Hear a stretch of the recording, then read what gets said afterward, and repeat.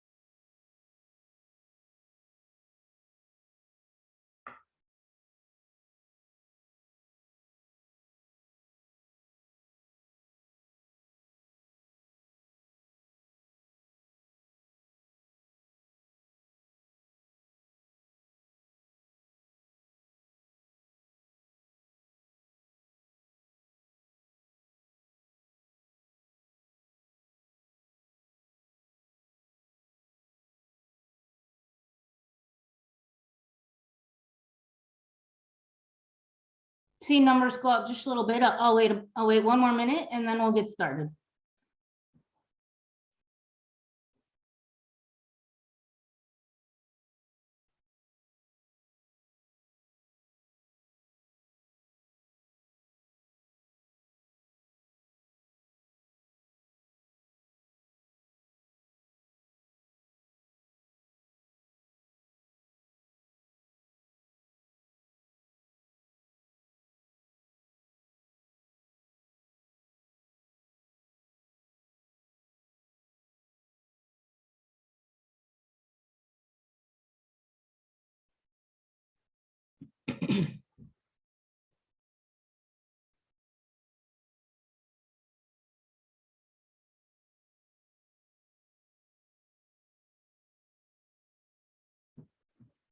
Okay, well, welcome everybody. Good evening. Thanks again for joining us. My name's Marlene Wagner. I'm the South Coast Policy Lead for Washington Department of Fish and Wildlife. And I'll just start here with now just a little bit of the status quo, reading over some of the guidelines for this Zoom meeting and some of the logistics and ground rules. So you can turn your camera on and mute or unmute yourself through the control panel at the bottom of your screen. We're going to keep folks muted during the beginning of our program, and then we will unmute folks when we open it up for questions and feedback. Callers can unmute themselves by pressing *6 on phones. Please raise your hand to ask a question. You can access this feature through the control panel at the bottom of the screen. You can also raise your hand by hovering over your face or name on the list of participants, and callers can raise their hand by dialing *9. Please remember to be respectful of others, follow the golden rule, mute your phone or line when you're not speaking, and be tough on issues and questions, but not on people or organizations.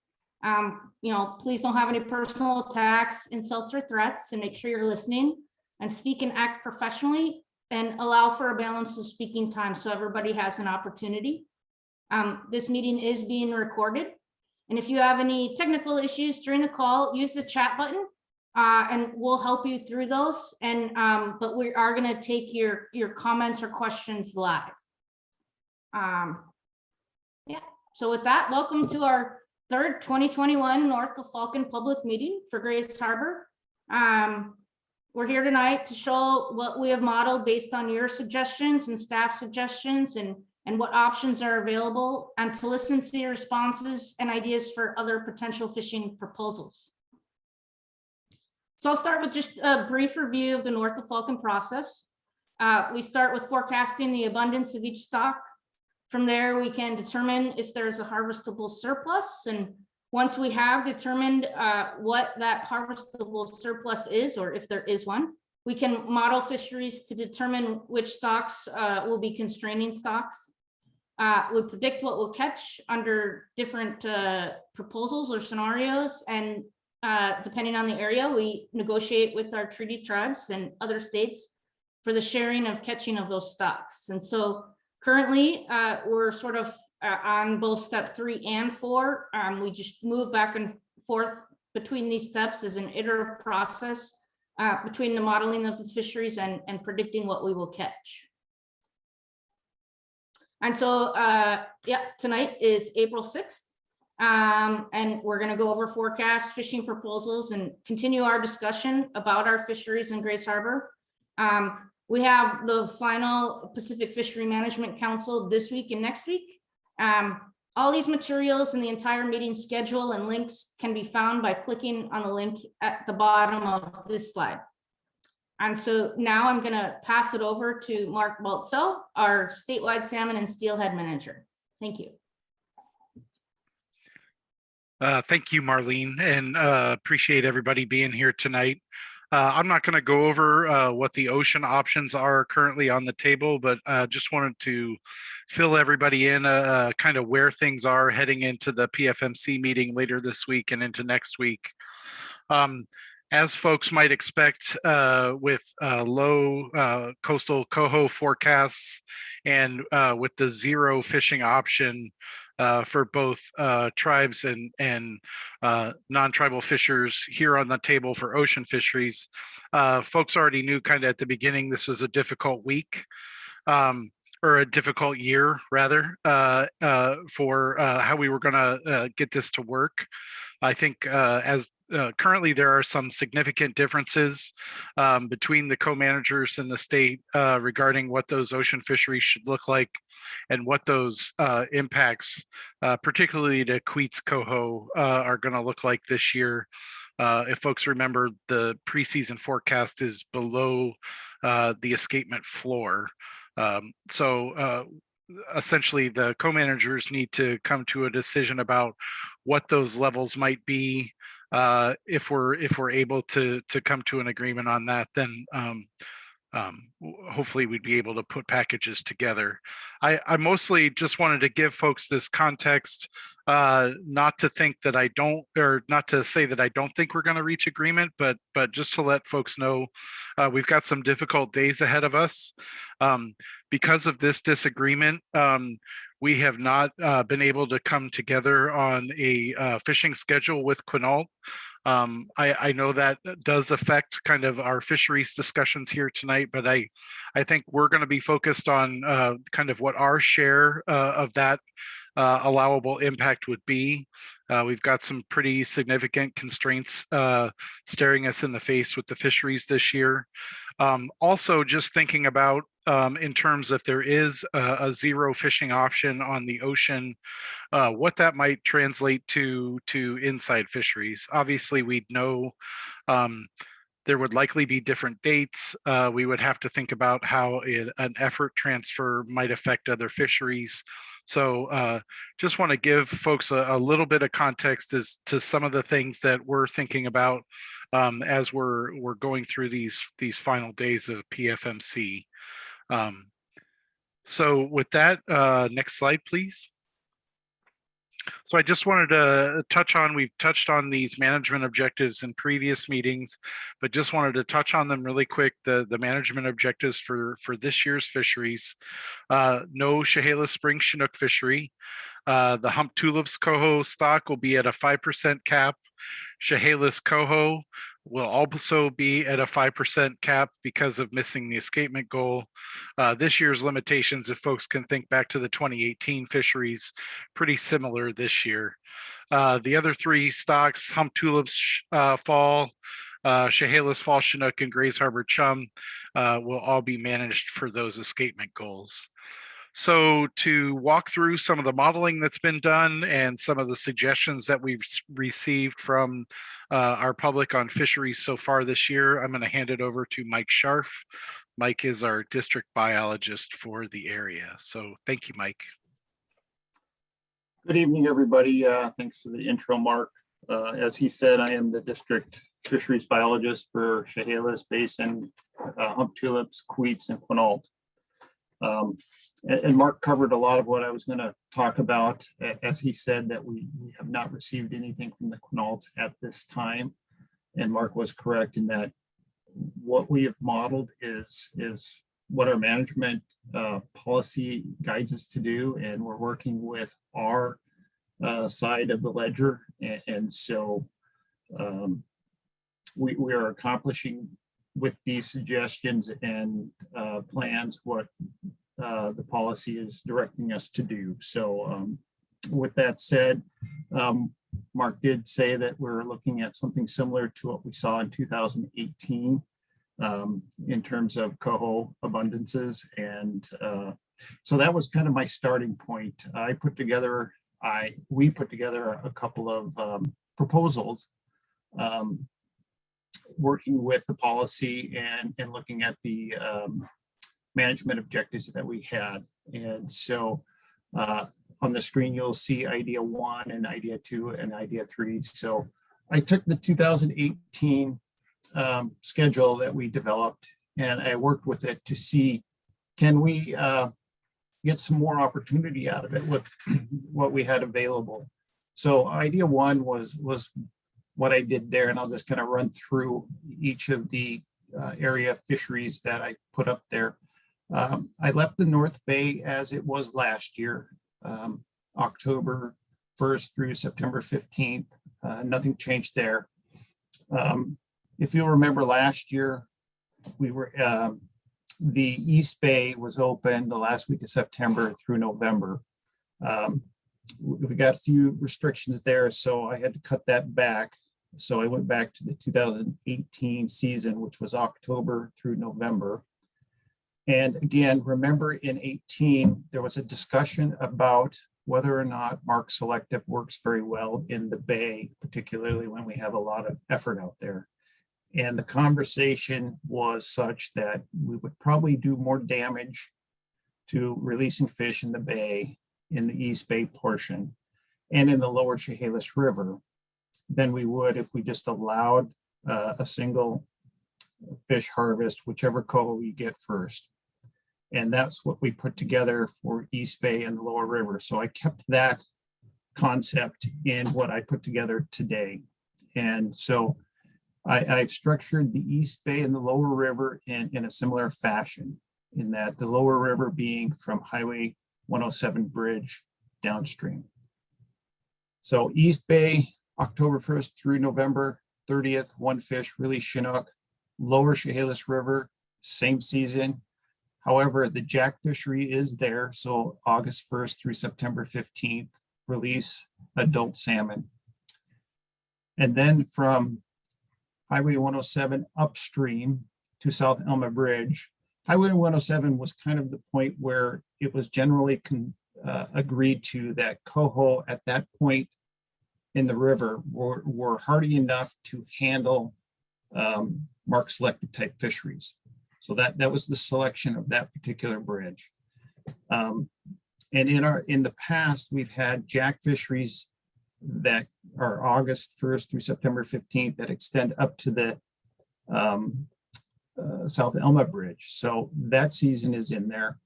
And then upstream of 101 Bridge and the tributaries, I was able to put together a package that included October through December with 1 fish, release Chinook and wild coho. I didn't make any changes to the hump tulip side in their recreational fisheries. So same season as last year.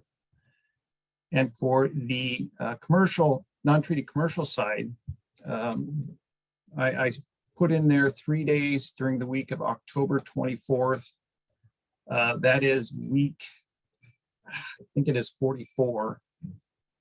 And then I put in 2 days the following week, as I'm looking through here. Yep. Which is the last day of October and the first week in November. So, and then I added some days into commercial area 2C. We didn't have those last year, but there was some room to look at some days there. So I put a few days in during week 42, which is the week of September 17th, and then the week of the 24th, a couple of days.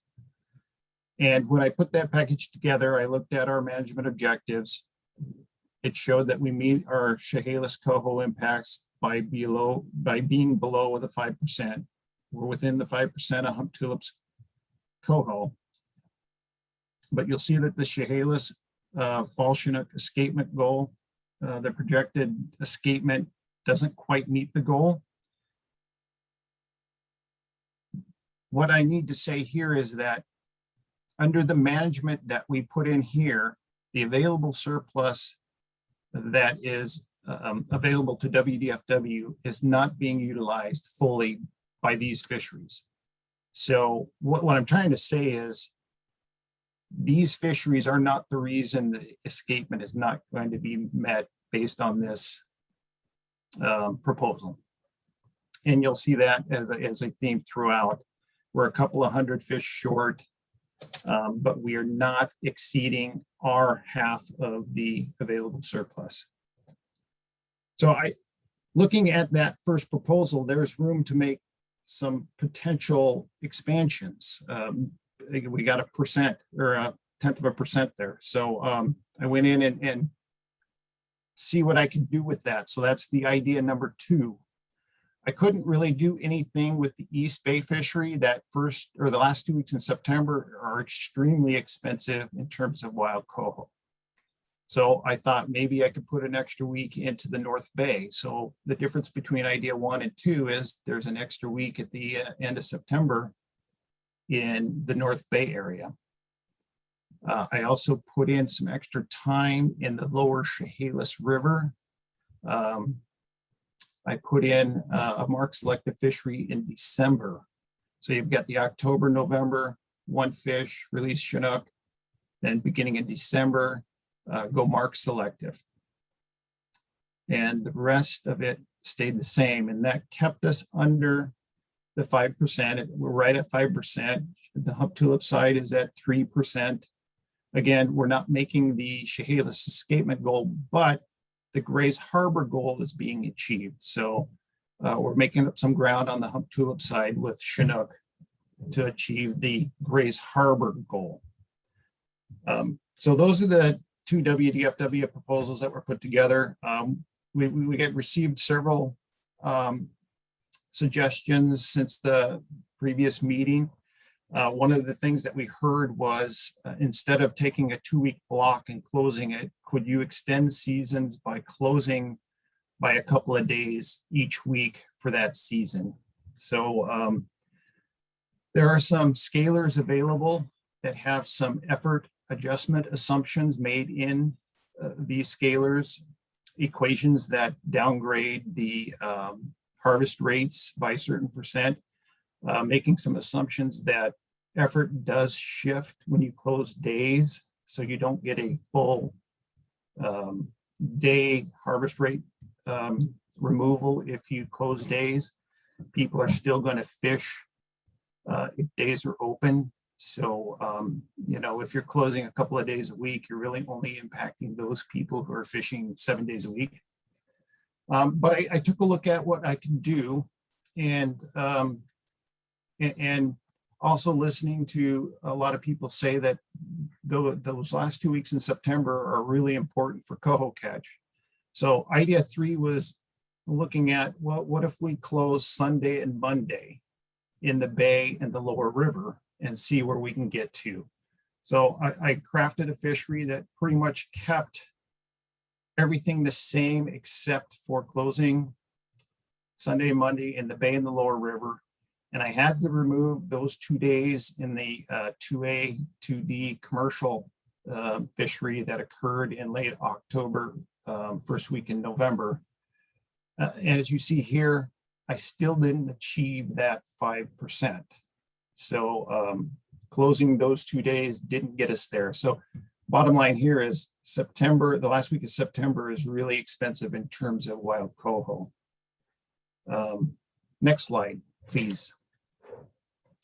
So idea 4 was basically the same concept, but the importance of weekend was stressed by a lot of people. So I did another look at and tried to see what it would look like to close Monday through Wednesday, and ran the same model as idea 4. And I will say that I knew this was going to happen. And under the non-treated commercial 2A, 2D, idea 4, there's actually only 3 days modeled under the week of October 24th. Does not include those 2 days during the week of October 31st. So the idea here is 4 and 3 are the same. We just shifted which days were closed. So in idea 4, it's closed Monday, Tuesday, Wednesday. And you'll see here that our impacts to Chehalis coho actually go up. That tells me that a weekend closure is far more able to reduce impacts than any weekday. And actually, I looked really at this further and found out that even closing Monday, Tuesday, Wednesday, and Thursday doesn't equate to closing one weekend day. Kind of an interesting thing. So another thing we heard, why don't we do a one and done? Get your one coho, who cares what it is, get it and get done. So I ran this model, removing this weeks and weeks and weeks to finally get down to a point. I got to a point where I opened October only, and I still wasn't able to achieve the 5%. Certainly by removing more commercial days, I could get down there, but I didn't think that an October fishery was what people would want. Based on what we've heard over the past several years, season length is important. So didn't think that was a very viable one, even when I couldn't even reach the Chehalis coho impact objective. So a couple of the other suggestions that we heard was, what can we do to get that last 2 weeks of September in the lower Chehalis River? So idea 6 and 7 is the same thing as idea 3 and 4. What if we close Monday and Tuesday? Or no, first one, what if we close Sunday, Monday, and then what if we close Monday, Tuesday, Wednesday? And so I put together a plan here that we've just October through November in the East Bay. I added a week in the North Bay, but then I opened up the lower river from September 16th through November 30th, Tuesday, open Tuesday through Saturday. And then the tributaries and upstream had the October through December catch and release. And then I had to remove a day in the commercial fishery out of that second week, which is week 35 or 45. And I came close. My problem with this package is that it violates the sharing principles of the recreational fishery in terms of marine catch versus freshwater catch. With the run size that we have this year, the management objective is 27% of the available harvest or impacts go to the marine areas. These two ideas, 6 and 7, put that number around 12%. So good ideas, but it doesn't equally share in the burden, so to speak. So the difference between 6 and 7 are then, again, 7 is the Monday through Wednesday closure. And again, you will see that there is a higher impact, even though we're closing more days. So that's my quick spiel on all of the ideas that I've put together based on the things that we've heard. I think now, and maybe I'll bring up, there were a couple other suggestions that we heard that were routine and over. Jack fishery was a very common thing. Can we extend the jack fishery through the month of September? Here we go. This next slide is just a list of things that we've heard, people sending things in. Most of them we've already covered with the 7 ideas that were presented. Jack fisheries was one that was that reoccurring one. My feeling as a biologist this year, extending a jack fishery means that there's going to be more time on the water, more poles in the water, more impact to the adult fish. Certainly timing wise, there's some differences there, but it's increased effort. And we don't have a lot of available impacts to do that this year. Some of the ideas that we've heard, again, extend the jack season through the month of September, increasing the bag limit from 6 to 12, and then allowing jack, Chinook to be retained throughout the whole season. All good ideas that I think we should be looking at in the future, but this year with the minimal Chehalis, coho, and how close we are to our Chehalis fall Chinook escapement, maybe not great ideas for this season, but certainly those are ideas that we can look forward to in the future. So at this point, I've given all that I should have to say, and I think we open things up. I'll hand it back to Mark as we move forward. Yeah, appreciate that, Mike. So everybody, just as a reminder, if you're on the phone, *9 raises and lowers your hand. Did I get that right, Leah? *6 is unmute and *9 is Yep. hand. Thank you. Have to remind myself. So *9 raises and lowers your hand. *6 allows you to mute and unmute yourself. I will call on everybody in the order I see hands come up. So looks like first on my list with the hand up is Francis. Go ahead, Francis. Unmuted. Can you hear me? We can. Welcome. Okay, so I have a couple concerns. I'll take the jack fishery first. I do like the idea some of the locals put out regarding being able to retain a Chinook jack.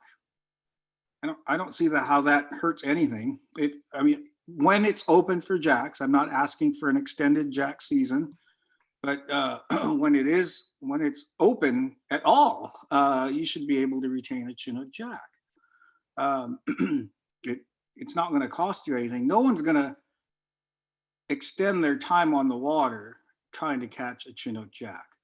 The minute they catch their adult coho that's retainable, whether it's select or non-mark select, they're done fishing. All right, their bag is done, whether they got their jacks or not. But until they catch that adult fish, most guys are going to keep fishing. That's what they're after. So I see no harm in the retention of any Chinook jacks, and even the proposal for increasing the limit on jacks beyond 6. I would put the same argument forward. A guy wanting to fish for salmon wants an adult salmon, and until he gets one, he's going to stay on the water. And why not cull those jacks while you're doing that? I just don't see the harm in it. And then I'll go back to another one that I try to bring back every year is the retention of a hatchery Chinook. It's a 1 fish bag. Treat it like a one and done. You're going to have less impact to wild coho if you happen to land on a hatchery king. Kill it. You're done. Now your impact stops. All right. You're not gonna mortally wound a wild coho along the way if you're fishing mark select, and you won't have to sit there on the water and wound any more wild Chinook while you're waiting to have a coho, wild or hatchery, if we're going to be retaining non-marked select in the bay and the tidal Chehalis, it just makes sense to make that fish available for retention. There is no biological harm there. It's a biologic freebie. And it saves wild Chinook and it saves wild coho. You're teetering on the 5% as it is. There was, beyond the two WDFNW staff proposals, everything else went over. You'll save some wild coho by letting someone be able to keep a hatchery Chinook. The more things you make retainable, when the bag limit is 1, the lower the impact on wild fish. That's all there is to it. You're going to save wild Chinook. You're going to save wild coho. And essentially, although the objective, the management objective for Chinook in the Chehalis Basin this year is to fish to the goal, well, we're basically at 110% of goal. It's essentially a 5% fishery anyway. So treat it as if it were a conservation run. That's where it's at. I haven't done the exact math, but it's a handful of fish within 5%. So I'll stop there. Thank you. Thanks, Francis. Looks like Dave is next in line. Go ahead, Dave. Did we get unmuted? You are unmuted. We can hear Oh, you. goody. I won't be long and drawn out on the Mark Chinook thing. We all know it's a broodstock program and something else, so I don't need to whack you guys around on that one. Let's just say Francis and I have a different bloodlust when it comes to Chinook, okay? You should leave the damn things alone. The other thing is on the proposals, I'm jumping back and forth on the screen. When you said that where we exceeded them 5.5, it wasn't due to us taking more than our share. It was due to the other seasons, correct?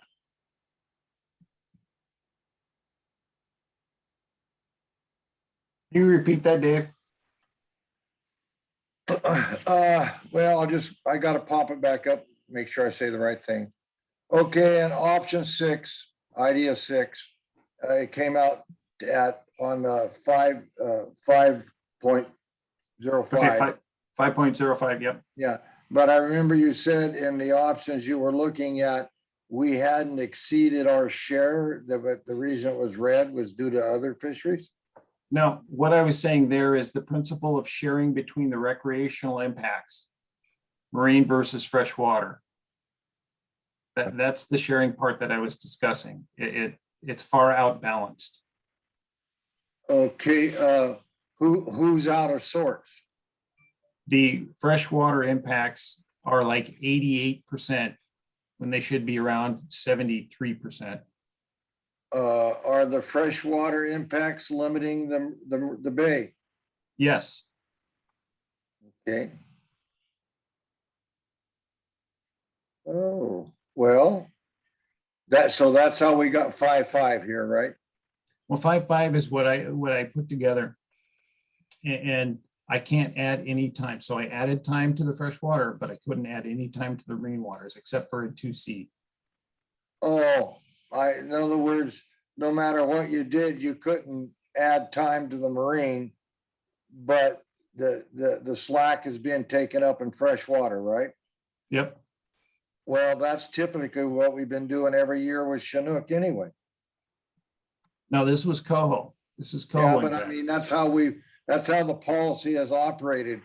As long as one doesn't impugn on the other, the other can take a higher percentage of the other as long as it doesn't shorten up the other guy's season by doing that. That's how it's functioned since it was put in. I'm just, principles are, we try to achieve as close as we could without limiting the other. 88% seems pretty high in freshwater for coho. I'm sure Francis would agree with me. Well, if you cut it back, will they be able to fish longer? I could probably, instead of 2 weeks in that lower river, maybe get the last week. What I can do, and I'm gonna write down this suggestion because that's what we're doing, Dave.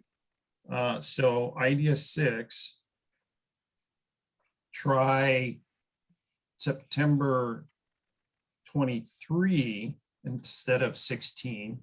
So there still will be that, it would be very similar to idea 3, Okay. and see if we can get something, But that's still puts it to 5, that puts us even a little higher, it's 510. well, see, I got to adjust it and look around and see what we got going. So, Well, my point is, we should always stick to the policy, good, bad, or indifferent. It hurt, when the gill netters got whacked, it didn't seem to bother a lot of people. But if it Except the gill bothers netters. us, we get whacked, it does, and that's not the way the game's played. So for me, whatever solution you come up with needs to be equitable completely for everybody. And after that is, I still say we're better off losing days of a week. However, you have to figure it out rather than lose 2 weeks in September, because that's the prime time. And then if you get any rain or anything, one group or the other just gets squirreled. If the fish are late, if it rains early, it seems to me a fair solution to the problem if you can figure out how to make the math work. And as to the jack thing, other than the jacks, keeping a Chinook jack and everything, I mean, I got no problems with it. They're gonna be 2 or 3 year olds. Unless you get one of those small guys that come in quick. But the only thing I can see wrong with it is where keeping it might cause a problem in mortality is people are gonna have to net the bloody fish and put it in the boat to see how big it is, whether they keep it or turn it loose. And then if it's the wrong size, then they'll put it back in. And I can't see any good mortality coming out of that scenario at all. And there aren't that many of those Chinook jacks. So that's, for right now, that's my 2 comments. thank you, Dave. And I think you kind of hit something on the head in that those 2 weeks in September, yes, they're great for fishing, but they're also big on impacts. Trying to go hand in hand.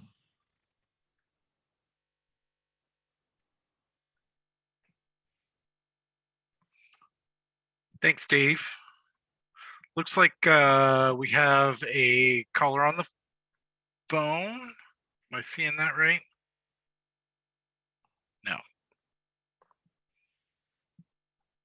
Well, I did want to mention something that I think Mike and I both failed to mention, is that even though we did not get a Quinault schedule, we do have the technical folks are scheduled to get together this week. So we're hoping to have some further information by the end of this week. Also, we don't have an official date tonight, but I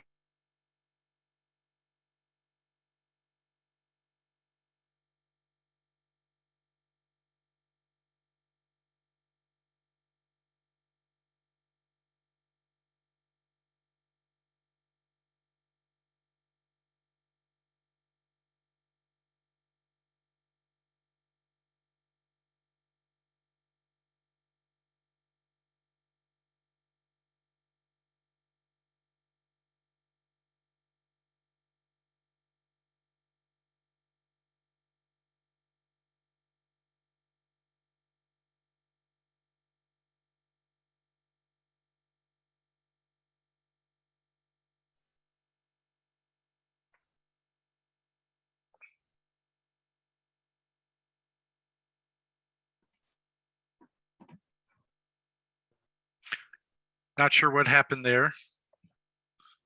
I'm sorry, I just had apparently a pause in internet connection. Should I put up the PowerPoint again? I'm not sure that's necessary, Marlene. I think we are good. I can continue talking, and I've got a check on attendees if they have questions. So I think you're okay. Sorry for the pause, everybody. Technology. So what I was saying is just be looking for those invites to so we can further our discussion about Grays Harbor fisheries. I know it's we're in a pretty tight squeeze this year as far as what those opportunities are going to look like, but really appreciate everybody's time. So I guess that's what we'll commit to you is additional communication later this week, and then an additional check-in meeting next week about where things are.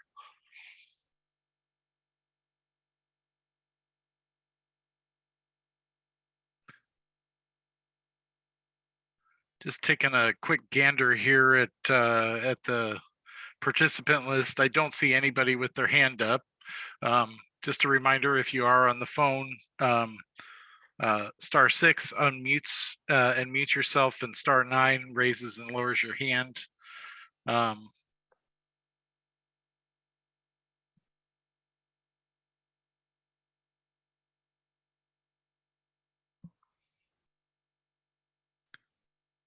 Mike, it's feeling like you and did such a great job answering folks' questions, and not a whole lot to talk about tonight.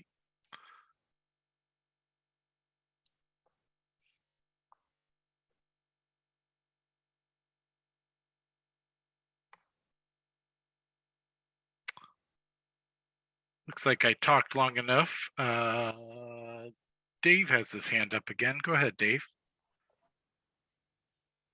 I'm unmuted, I assume.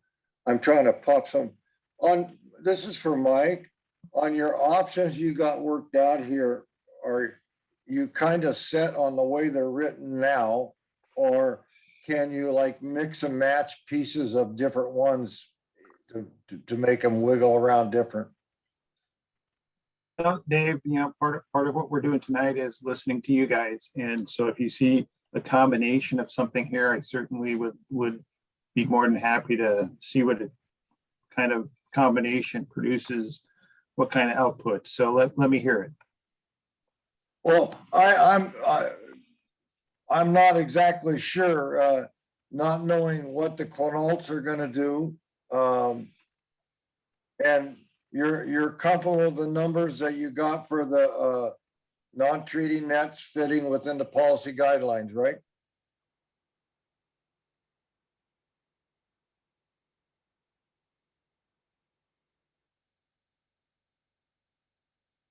And we're froze again.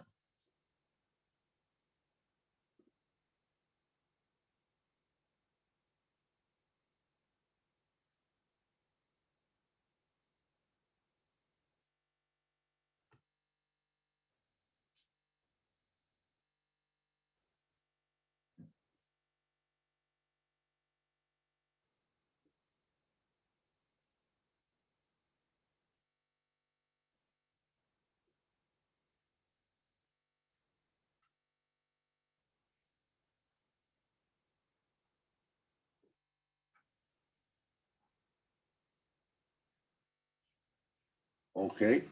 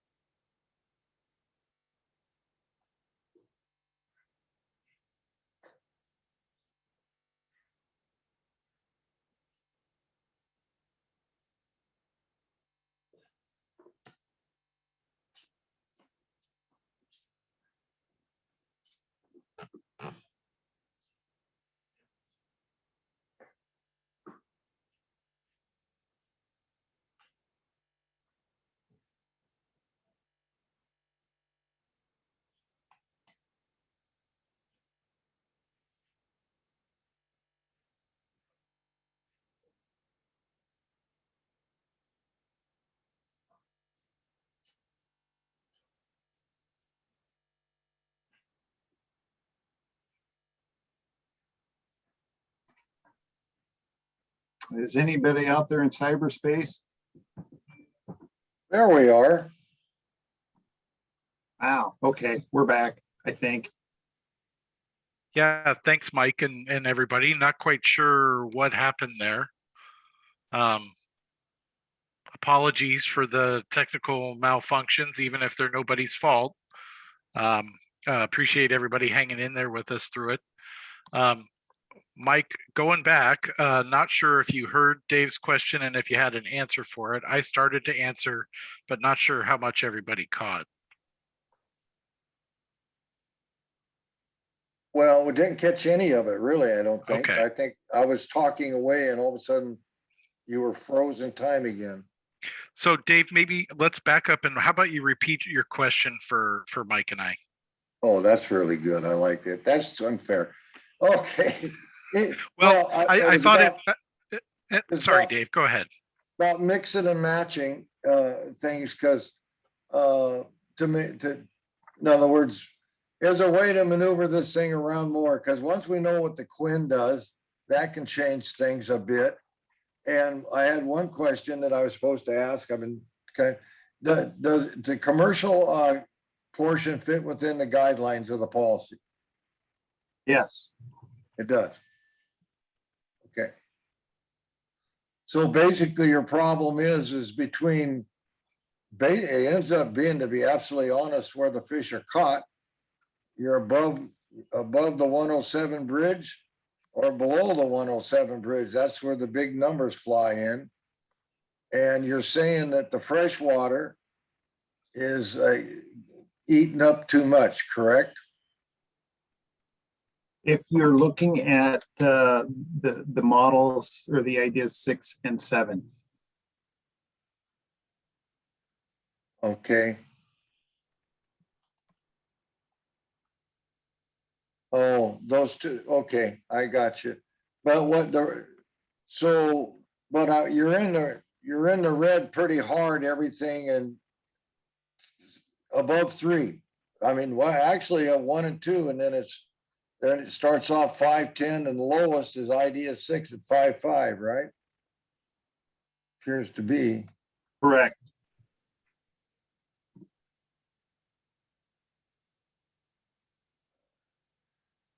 I'm used to the model where I can see the green box and the percentages. You've got me spoiled, Mike. I know. I was thinking that this might have a little bit of better visual display, but yeah, you're right. Well, probably this is better for 90% of the people, with people like Francis, me, and some of the other advisors that pay attention to that percentages and stuff. We're so used to looking at it. That's where our eyeballs go just automatically. So, well, for me personally, and not speaking for anybody else now, option 6 to me fits as good as any, except that you still got to figure out what to do with that small tiny percentage there. But that comes across September 6th. Yeah, that comes across as about as fair as we can get if you can find some savings some way in there for because November, if you're in Tidewater, the bay, it rains and you're done. And so for us, above the bay and 101, almost to Fuller Hill, it's all about October, and basically last week of September, the last 2 weeks of September, first 2 weeks of October. That's the block where the people fish, because if it rains early, they're up. If it rains late, they come in, and it fits. After that, it kind of gets awful iffy for people inland. And so I got turned.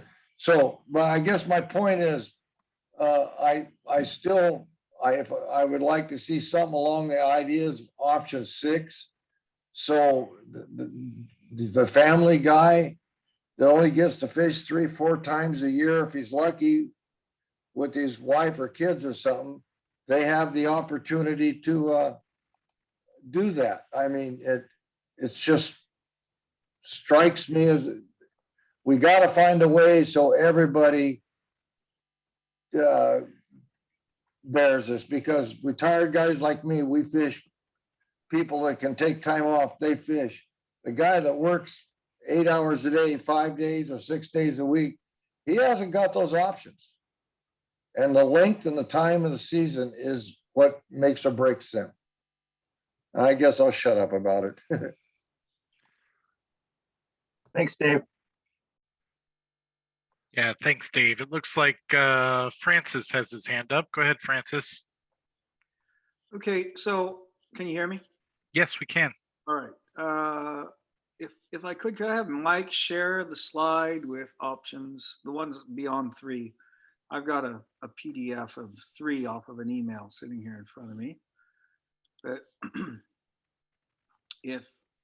can you share that, Mike? Ideas 4 through whatever.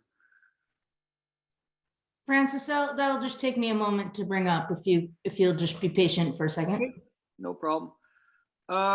So the point I wanted to make, if I can, once I see it, is the sharing between marine and freshwater has always been horribly slanted toward freshwater. They're always 4 or 5 to 1.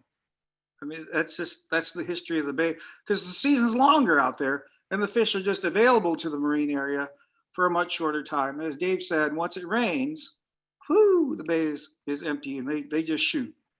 There's no keg up of fish. I mean, the worst thing that happens to me is, I take a week off and it rains the night before I want to go.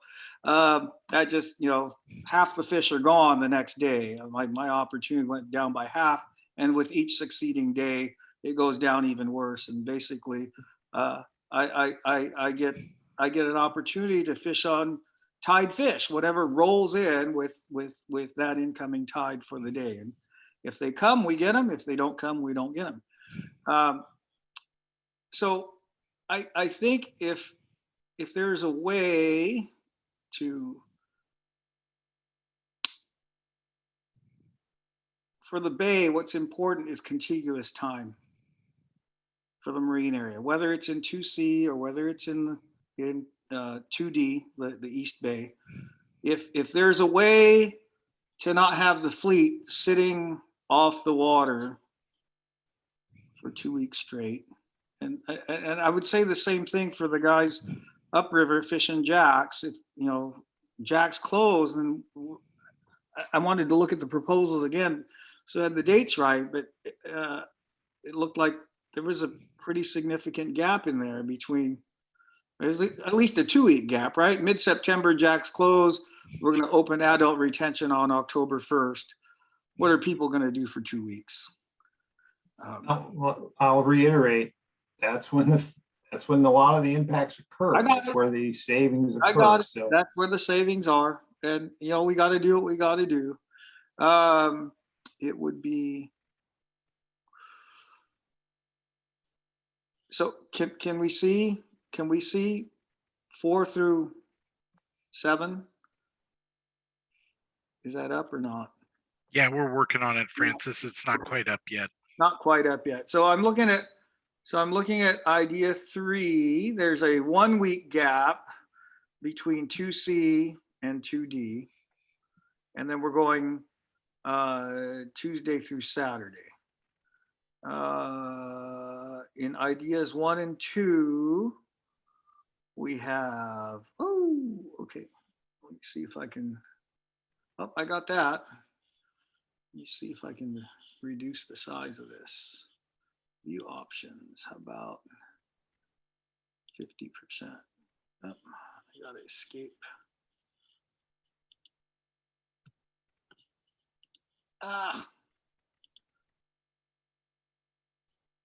Exit full screen. There we go. Okay, I see 1 through 3 now that somebody's sharing. Can you share 4 through whatever he's got? I got a copy of 1 through 3 on a PDF on a different. Are you Yeah. able to see that, Yeah, I Francis? can see that. Now I got them all. Now I got Oh, 'em. wonderful. Sorry for the delay. Okay. So we got on proposal 1, you got a 2-week gap. Proposal 2, you got a 1-week gap. Proposal 3, you got a 1-week gap. 4 is a 1-week gap. 5 is a 2-week gap. And 6 and 7 are a 1-week gap. So I just philosophically, I would probably reject all the ones that have a 2-week gap, since the base fishery is already being shortened by the fresh water. It is. I mean, when we have more fish, we don't care. All right. But when we have when we don't have fish, like we have this year, the pain has to be shared, more proportionally, according to the policy. I mean, try to get that freshwater and saltwater sharing closer to what the policy says, because this is when everyone needs to kind of buck up. And I would think that anything that disrupts a marine guy's ability to fish, I mean, he's basically subsidizing what's available to the upriver. And I get it. All sides are giving up a little bit.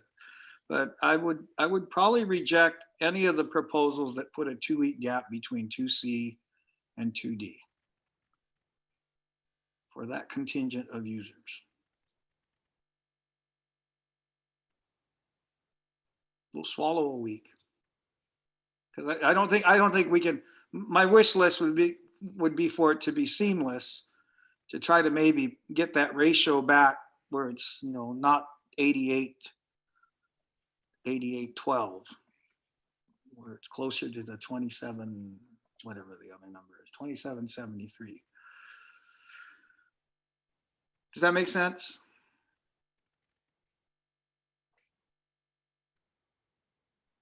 Mike? Trying to find the mute button, sorry. Oh, okay.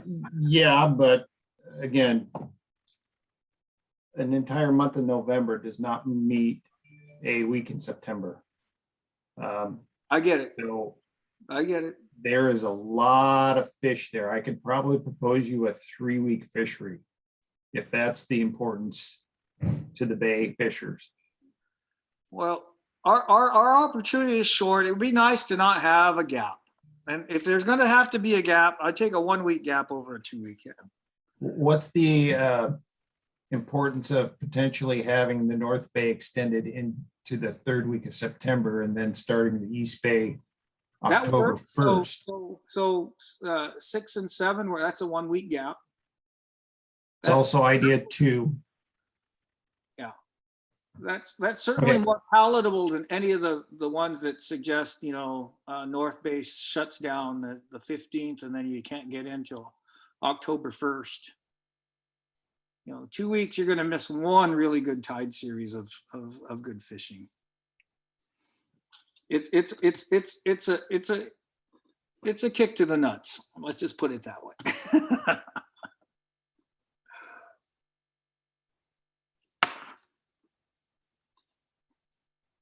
For the bay to fish well, we just need soft tides. A soft tide comes every 2 weeks, whether it's up in 2C or whether it's in 2D.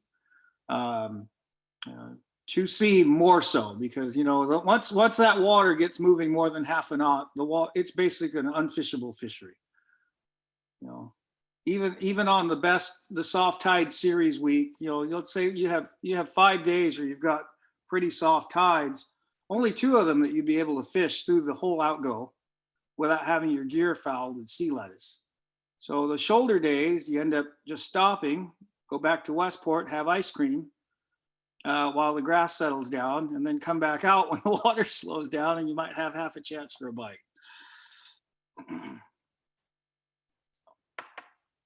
Okay, that's all I have. Thanks, Francis.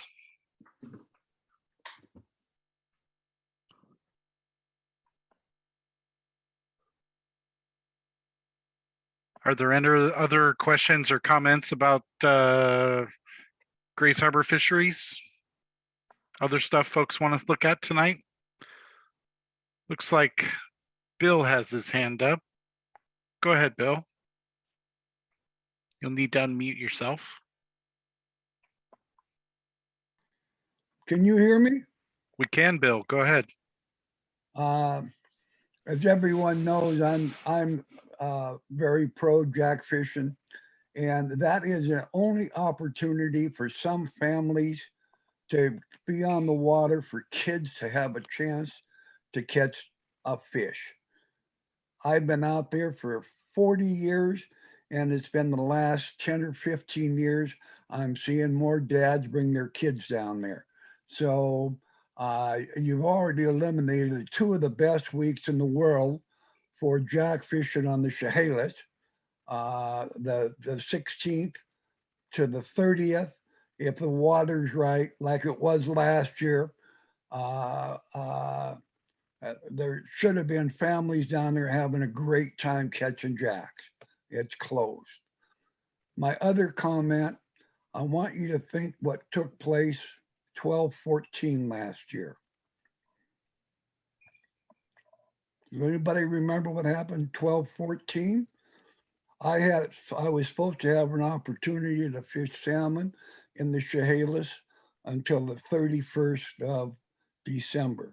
I've caught a lot of fish in November and December over the years, but then I fish 7 days a week when I can. I got shut off by steelhead, which we're not supposed to talk about at north of Falcon, on 12/14. It eliminated 2 weeks of people that normally get a chance to fish until December 31st. There's nothing, I don't know. I'm trying to figure out what has precedent. We talking steelhead? We talking salmon? What are we talking? We make policies in Region 6.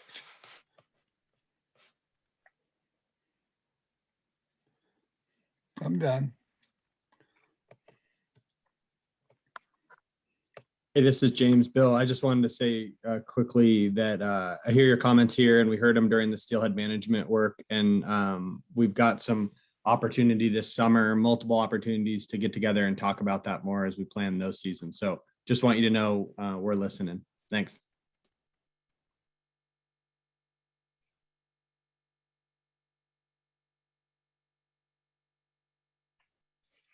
Yeah, thanks for that, Bill. So just a reminder to everyone that may have joined late or gotten kicked out and come back on. We are planning on further engagement next week with both Grays Harbor and Willapa constituents to talk through where things are with PFMC modeling and a further update on a fisheries package going forward for this year. Hopefully for this group by then we'll have a Quinault schedule that will inform our discussions a little further than what we have tonight. And also a reminder, we'll be doing a daily briefing every morning starting at 8 o'clock through the PFMC process. In past years, it's primarily been focused on Puget Sound fisheries, but we invite everyone to listen in if you're interested. We'll try to have staff available if other fisheries or questions come up that are out of Puget Sound. We'll certainly be able to be there to try to answer those questions. Looking around, seeing if anybody else has their hands up or has any further thoughts about Grays Harbor fisheries for tonight. Again, I want to apologize to everyone for the technical difficulties. We've had a number of kind of in and outs on Zoom tonight where everybody got kicked off. So apologies for that. Not sure it's a DFW problem or maybe more of a Zoom problem, but either way, we appreciate everybody's patience tonight as we're trying to get through the meeting. I want to, well, look at that. I talked long enough. Got another person with their hand up. So Tedlin, is that your name? Sorry if I mispronounce it. I've asked you to go ahead and unmute yourself.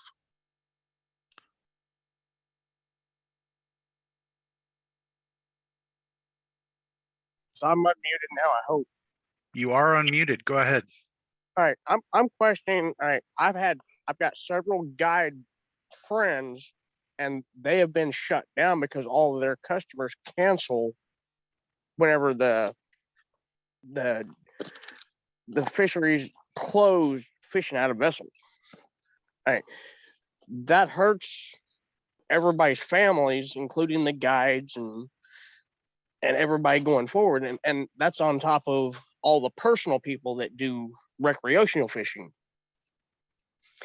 Is that going to be a continued progress of we're going to shut down vessels and bait and scents and all these new regulations and emergency rules that happened early this year? Yeah, thanks for your question, and maybe I'll take a stab at it and look to other leadership in Region 6 to back me up or help me out. I think what you're referring to is some of the rules around steelhead on the peninsula this year. We had some pretty significant conservation constraints that we had in front of us, and we had to make some really difficult choices on some regulations and seasons this year. I think we're going to be reevaluating that as we go forward, trying to get some more monitoring money in place that helps us better inform and manage our decisions for now and in the future. I don't think that we can say for sure kind of what's going to stay in place and what's not at this point. I think we need to reevaluate where things were for this year. But maybe I'll pause there and hand it over to James to see if he has anything to add. Yeah, I think Mark, you covered it. I guess I just wanted to say thanks. Tedlin, I appreciate you just speaking up.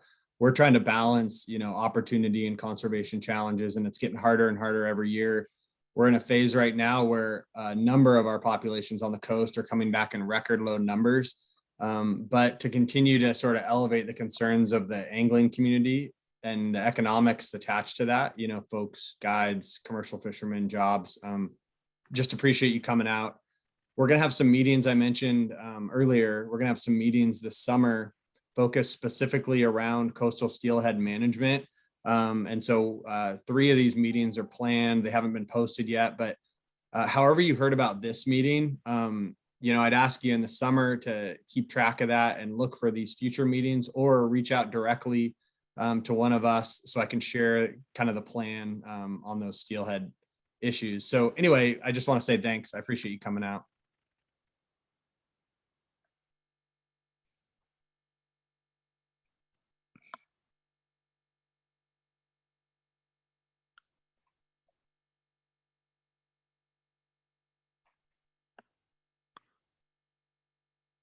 Go ahead, Dave. I'm busy unmuting myself. I gotta jump back to, hang on. Okay, on option 2, Mike, what does, for the 101 bridge, 101, 107, Tidewater, what are you proposing there? Oh, let me take a look at what I'm doing. Option 2, you said from 101 to 107. Yeah, The standard jack fishery, August 1st through September 15th.